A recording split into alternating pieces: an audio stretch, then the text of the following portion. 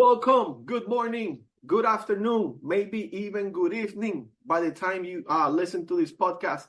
Welcome to the Growth Talk with Glenn, where we dive deep into strategies that propel business growth and personal success. Today, I am thrilled to have a phenomenal guest, a brother of mine, a fellow 10X coach, Gary Micu Jr. Hey, Glenn, thank you for having me. I appreciate it. Thank you. What's going on, Gary? If you don't I'm mind, pumped up. let's go, brother. I'm happy to have you here, a fellow successful 10X business coaches, helping businesses one business at a time, helping them 10X their business and their personal life and their financial status. Gary, go ahead and introduce yourself. Who are you? What is that you do? And who do you help? Yeah, absolutely. Well, thank you again, Glenn, for having me on. I appreciate it. I appreciate the opportunity to speak to your audience. I know that, if they're listening to you, then they're looking to improve their lives. So I know that we've got a great group out there, and I can't wait to meet some of you at a future date. So a little bit about myself. I am a 10X certified coach. I am one of the fellow elite coaches with Glenn. And what that means is we not only coach some of the best clients in the world, but we're partnered with the best sales trainer in the world, Grant Cardone. So I take that into my business, Micu Growth. We take that out into the world. We focus on primarily sales, marketing mindset, sprinkle in certainly some leadership, and incorporating along with that scale and process. So really, really focused on working with the owners in particular and helping them to deliver the best results they can. I love that, Gary. And it's important, man, because like you say, Grant Cardone being part of this movement and Yes. actually join the mission of impacting the life of 8 billion people. Yes. That's just Yes. massive. And I'm just Oh, it's a like, crazy number. it's an honor, and I'm super proud to be part of it. Yes. Same. Gary, can you share your journey to becoming a 10X Elite certified coach and Sure. how this philosophy has influenced your approach to business? Oh, absolutely. So I'll start just with a teaser on the second part of the question there. It's influenced everything about it. So the journey started, I would say, out of college, got my master's in accounting, got my CPA license, was working in taxation, really, really loved it for a while. And then I started looking and seeing, what would I need to do? How long would it take to advance where I really wanted to be? And I realized that it was probably 10 to 12 years out. And I'm just not that patient. Let's just be flat out. I'm just not that patient. That was way too long. It drove me crazy. So I started looking for other avenues. And that's when, I found mortgages, became a licensed MLO in the state of Michigan for a little while. I also held Florida, and realized at that time I had the flexibility. I could have an impact. I was working with great people, but I didn't know my head from my tail about sales. So I started reaching out and looking for help. I actually made a change to another company at the time, more of a boutique firm, looking for more of that, looking for a different space. Didn't quite find what I was looking for, found great people, great relationships. Happy to still be affiliated with those folks. But I knew that there was something more on the sales side, started finding Grant. So in the search, I must have hit some keywords, and I know I did now looking back on it, and got some targeted ads. The next thing you know, doing a webinar. Then of course we know how it goes. Do the webinar, you do the next thing, you're in for a little bit. Now you're on Cardone U, did the accelerator, and then the opportunity came to be, which at the time was the Grant Cardone licensee program, now the 10X business coach program. So jumped at that opportunity, threw it on the Amex, literally threw it on the Amex. I just said, let's do it, let's go. And from there, then started on that process. I knew I wanted to get certified rather quickly, so I pushed on it throughout the summer, got certified that same September it was. So we're talking probably June to September. And then I was certified, had the privilege of being considered then to be an elite coach at that time. And the rest is history, so to speak. So as of today recording, I'm on a 4-month streak of being one of the top 3 elite coaches out of the program, and glad I see you up there too. So we want to give a shout out as well, but very proud of that accomplishment. Very honored to be in in collaboration, but also in competition with such high caliber coaches. Yeah, it's a healthy. It It's a is. Oh, I healthy love it. competition because in our community, in our world, you and me, Gary, know that we don't compete. We just dominate. We So dominate. we always looking after, okay, what else is out there for me to Yes. dominate the market? And you know what? Everybody out there listening, I will encourage you to dominate your market. You don't need to compete with nobody. Gary, with your focus on realtors and mortgage officers, what common challenges do they face in client acquisition, and how do you help them overcome those obstacles? Yeah, absolutely.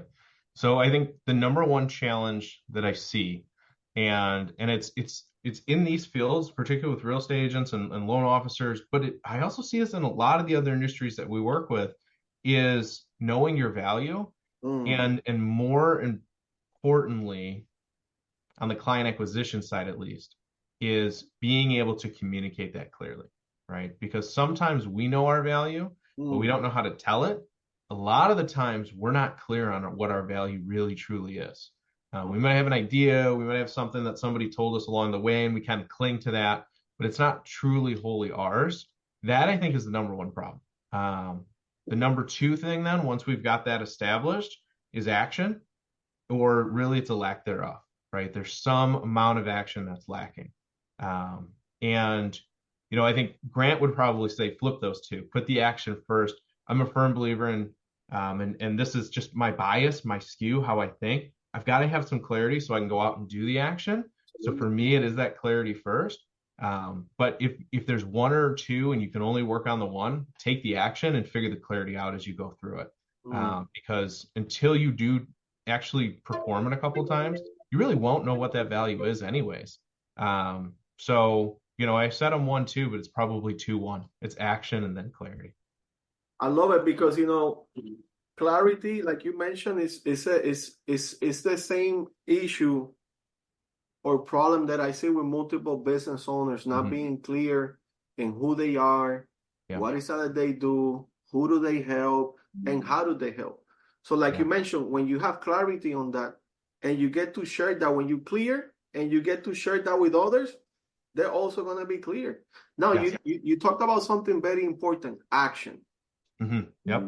How many times do you see that when it's time to take massive action, whether it's an entrepreneur or business owners, they might quit too early? A lot. I think quitting too early, maybe about half the time, right? Where it's like they were doing it and then they fell from out of massive back down into retreat and kind of quit on that. I think a lot of the times though, and maybe it's even more than half, it's never quite getting to massive action in the first place, right? So I think, and as you're asking that, I'm just thinking of it as like, have we attained massive action even to measure off of? And I think that oftentimes is the first, and let's be real, it's a failure, right? That's the first failure point, and then the dominoes kind of fall. We can just push past that, then we get up into massive action. There's still a risk of quitting, right? So I would say between those two categories, and I know for myself, probably every business owner has done it at some point. And then it really becomes, how do you build that muscle so that we persist further and further each and every time to the point where it becomes the status quo to be in massive action rather than this big push. I think of it, and I know a lot of my clients have thought of it this way too. It's like a freight train. But you get that thing moving, you're not stopping. But boy, do you have to do a lot of work to get it moving. It's not on level ground. We're starting on an uphill slope. Yeah. So we've got a lot of work to do to get moving. I love that. Gary, reflecting on your award as the digital dominator. Yes. How do you integrate technology to enhance client relationships and business growth?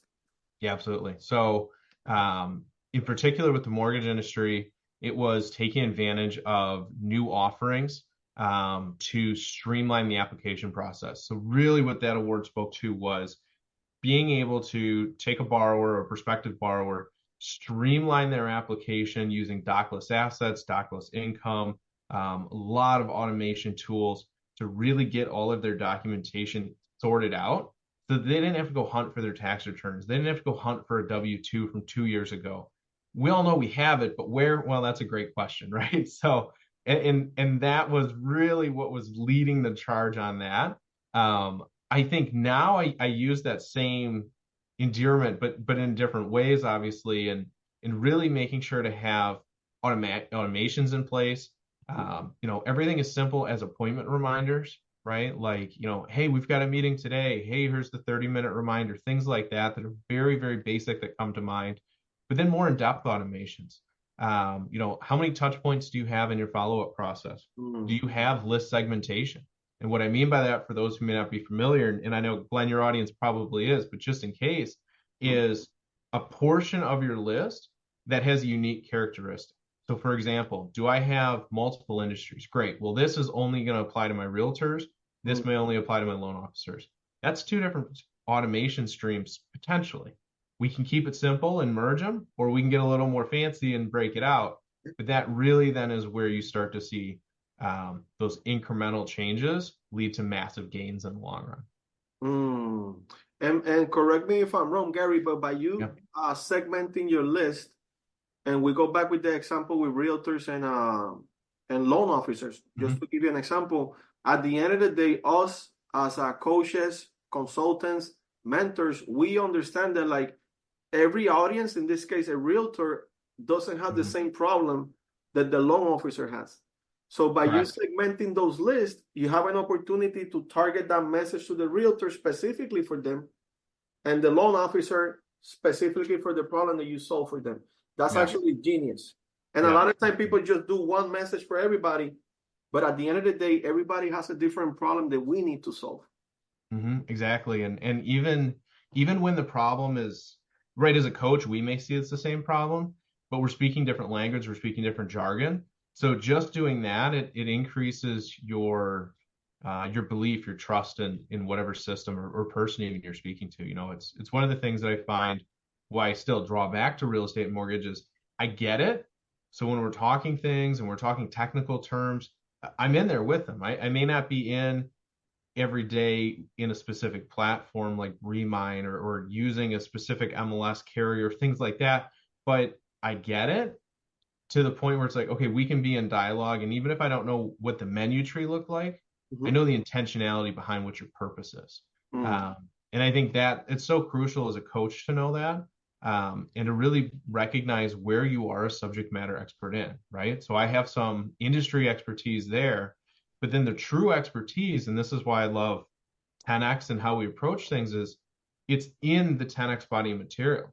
So if you're not a realtor, if you're not a loan officer, we can still help as a 10X coach.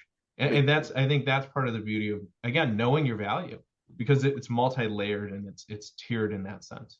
I love that. We can literally go into any business, absolutely, and pretty much help anybody that is ready to be helped. Yes. Gary, as a family man and a business owner, how do you balance your personal life with the high demands that you have right now in your career? Yeah. Well, it's a great question, and there's not a real answer, right? I think we talk about all the time the balance, or really that lack thereof. It's recognizing where the imbalance is, planning for that, building a schedule that works for me. I know, recently I've had some family things that have come up, and I've been able to pivot my calendar, pivot my schedule to be attentive where I needed to be. And then there's times where work needs more attention, and I have to pivot the family calendar to mold itself around me to be available for that. So I think, that's one of the key things of being an entrepreneur, of being in particular a coach for myself, is I am in control of my schedule. And because of that, I can build the world around me to really support what it is I'm looking to pursue. And that comes back, for me, I always think back to 10X Superlife, right? It is about each of the pillars: family, spiritual, recreation, business, financial. But no one can really shine too far above the rest, or they start dragging you down. But likewise, if you don't build them all up, then you don't get that real growth. So it's interesting. I build a pretty unique schedule. I go real heavy Monday, Wednesday, Friday on coaching and business activities. Tuesday, Thursday, I take a lot more time with my daughter. And in the weekends, it's a mixed bag. There's weekends where I am all in on the business, and there's weekends where we're all in with family commitment. Mm. And it's planning for that, looking ahead and seeing, hey, what's coming down the pipeline for this month. And sometimes you get surprised. Yes. You talk about something that is very important, and it's control. Yes. Yes. How important is to have control of your prospecting, your sales process, your marketing, and even your time, like you Yeah, mentioned. absolutely. Yeah. I think you hit it right there. Right. Everything you'd sum that down is control. It's control over each of those aspects. Because if you don't have control of your schedule, then someone else dictates to you, you can't go to the, let's say, softball practice, or you can't go to the birthday because you have to be at a meeting or something like that. But at the same time, if you don't control your time, but you have control of your schedule, then now we lack discipline and we're not productive in the time we do have. So the things that need to get done so we can have that flexibility don't get done, right? So it really is, it's control in multiple aspects, and it really adds in then to that whole outlook. Love that. It's important. Gary, if you can implement one change in the real estate industry overnight, Yeah. what would that be and why? It's something, it's something that's actually being forced to happen, not overnight, but it's coming, is having it be more value forward, right? Where each and every interaction is truly based on the value of the agent and their expertise. And not just their expertise in the technical, but their expertise in working with people, their negotiating skills, and so on and so forth. It's always been there, but there's been a lot of opportunity to just kind of rest and sit into this bottom tier. I see that bottom tier going away. I know there's a lot of anxiety about the NAR decisions and the settlement and things that are coming through. There's new DOJ actions that are supposedly coming down the pipeline. But I think really what it comes down to is, quite frankly, and this is in no disrespect to the agents that are highly professional, and I know many of them that are just incredible people, incredible business people, but there's a lot of people that simply lack professionalism. And I Wow. think that is a challenge. And overnight, if I could fix it to where you had to have a certain level of professionalism to truly succeed, I would make that change. And I think right now we see the industry hasn't made the change, and now the federal government may do it for them. Wow. So big change. I'm Wow. sure some people would hate me for saying that, particularly not being an agent. I'll be very clear, but I know many agents, and the ones that truly are professional already stand out. There's others that are growing and developing, and they'll continue to succeed and build their businesses, but there's some that simply just need to go. Wow. That's impressive. That's impressive because, like you said, like whether you like it or not, it's being forced on. It is. It is. Either you become great or you stay average. And Yes.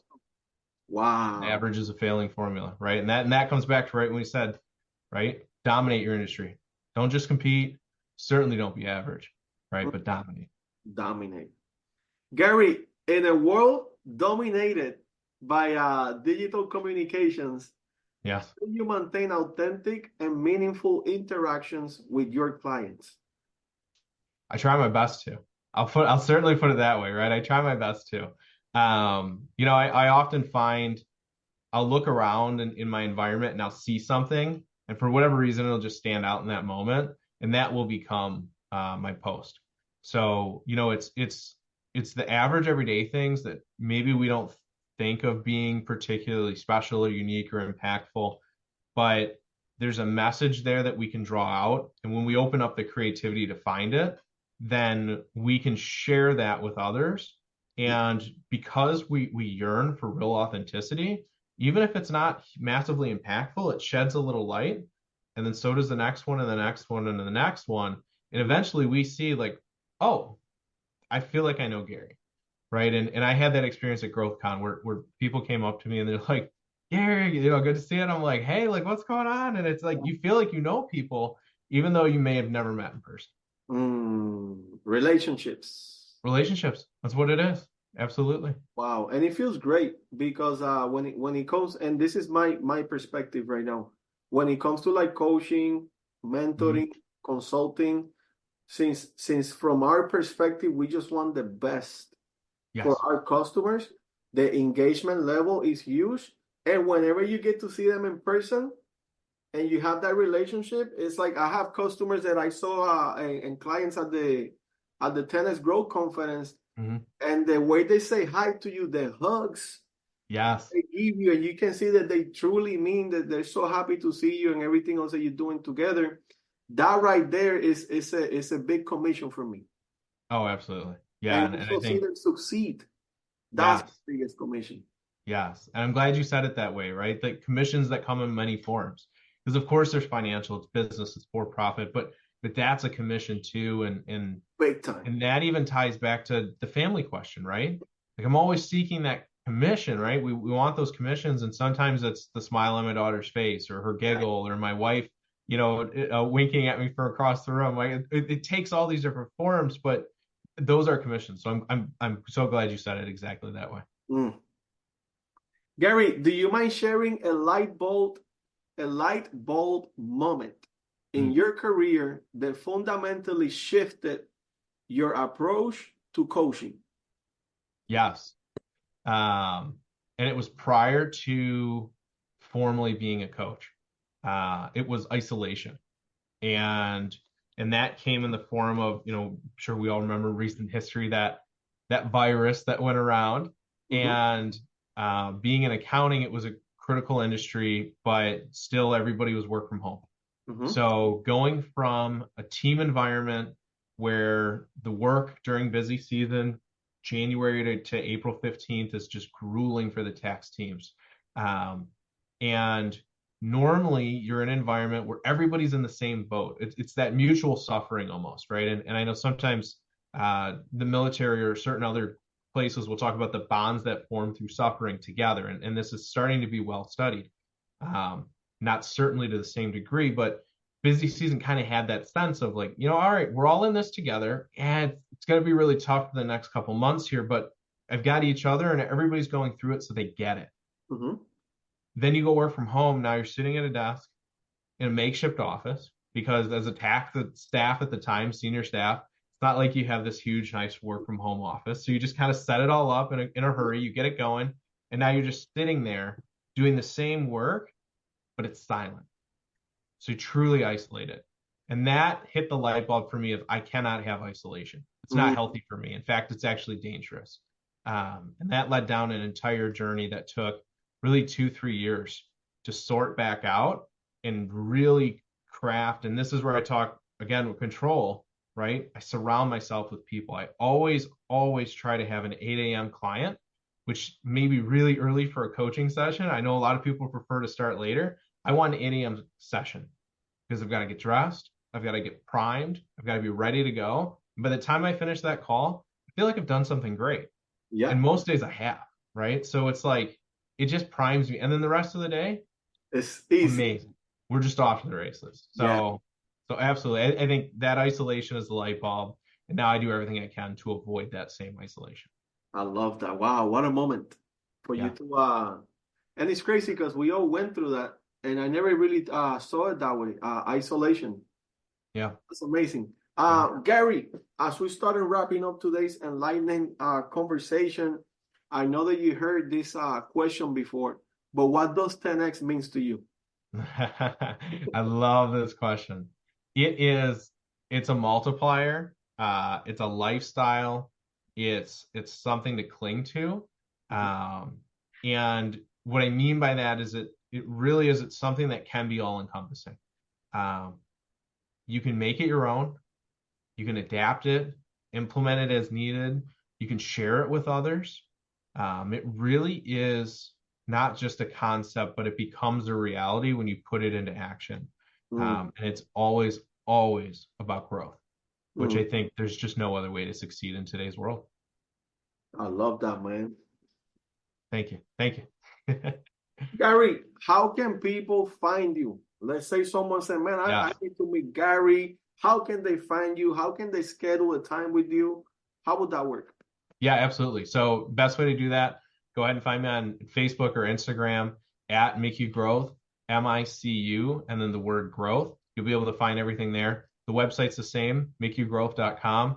From there, you can schedule time on my calendar, reach out to me, but send me a DM and we'll make sure that we get some time together. I love that. Gary, me and you, we all about over delivering Yes. for our audience, customers, prospects, even the clients. Would it be okay if we just do that right now and close Yes. with a Yes, quote? please. From page 9 to 85, you pick a number. Let's do 17.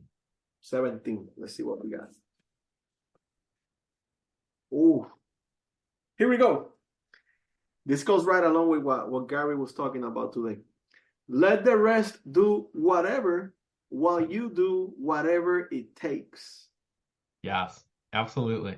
Let the rest do whatever while you do whatever it takes in the most ethical way, by the way. Of course. Gary, Always. it's great having you here. Thank you for your time, Thank you. for your knowledge. Thank you for the insights, your expertise.